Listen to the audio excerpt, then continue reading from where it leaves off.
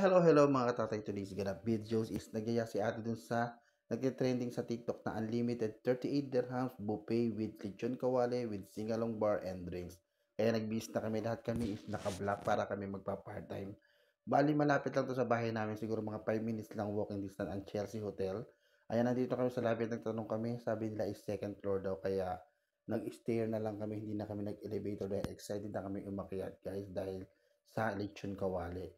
Pag-akyat namin is lechon kawali agad ang aming sinandok dahil yun daw ang special menu nila. Kaya ayan, si Simon is pumili na rin ng tusong. Kumanta na rin siya dyan dahil siya naman yung pinakamaganda ang boss sa amin. Kaya siya ang pinambato namin sa kantahan. Ayan, ang mga pagkain is calamares, Shanghai, with drinks Heineken. Siyempre, of course, yung lechon kawali at fried rice at marami pang iba.